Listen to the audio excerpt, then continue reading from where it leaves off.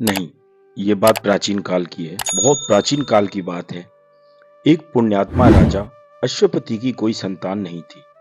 संतान की प्राप्ति के लिए उन्होंने घोर तप किया और सूर्य देव की उपासना की। वर्षों तक निरंतर सूर्य की उपासना करने के बाद सूर्य देव प्रकट हुए और बोले कि हे राजन, मैं तुम्हारी भक्ति से प्रसन्न हूं। तुम्हें एक तेजस्वी कन्या प्राप्त होगी जो धर्म की प्रतीक होगी। कुछ समय बाद राजा को एक दिव्य कन्या की प्राप्ति हुई जिसका नाम सावित्री रखा गया।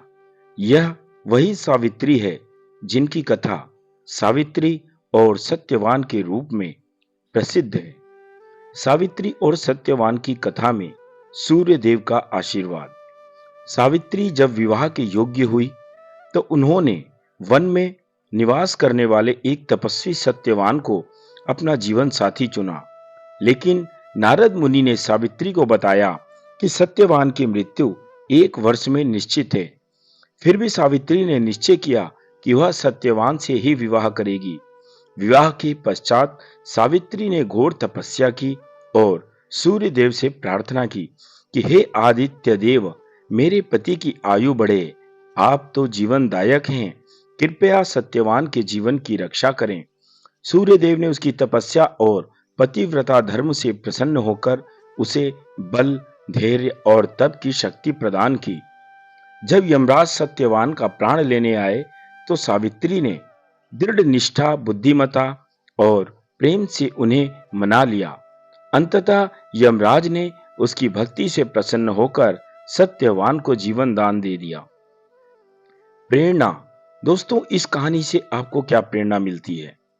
इस कथा से हमें यह शिक्षा मिलती है कि सूर्य भगवान केवल प्रकाश और जीवन ही नहीं देते, वे श्रद्धा और सच्चे संकल्प पर भी कृपा करते हैं। भक्ति, दृढ़ता और सच्चा प्रेम किसी भी नियति को बदल सकता है। सूर्य उपासना से स्वास्थ्य, तेज, आत्मबल और जीवन में सकारात्मक ऊर्जा प्राप्त होती है। इतना ही नहीं दोस्तों, प्रेम भक्ति की इतनी महान कथाएं हमारे जीवन में, हमारे शास्त्रों में, हमारे वेदों में निहित हैं। आप लोगों ने यह बात जरूर सुनी होगी कि प्रबल प्रेम के पाले पड़कर प्रभु को नियम बदलते देखा। प्रबल प्रेम के पाले पड़कर प्रभु को नियम बदलते देखा। अपना मान भले टल जाए, भक्त का मान न टलते देखा। जिसने सच्चे मन से, श्रद्धा और सबूरी के साथ अपने इष्ट देवता का ध्यान किया, उनकी उपासना करी, उनके हर शब्द हर वचन में अपने को डुबो दिया, समझो उस इष्ट देवता ने उसको भव से पार कर दिया। क्योंकि बाबा कहते हैं कि सबका मालिक एक है। जितनी आस्था आपकी प्रबल रहेगी, आपको उतना ही फल मिलेगा।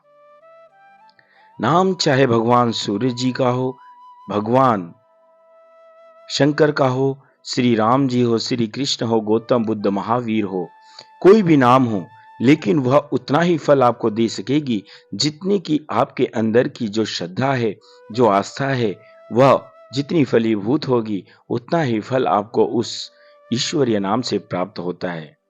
मिलते हैं अगली वीडियो में सोमवार यानी कल शंकर भगवान के जीवन से किसी रोचक घटना के साथ, रोचक कथा के साथ रूबरू होंगे। तब तक के लिए आप सभी अपना ख्याल रखें। जय श्री राम, जय साईं राम।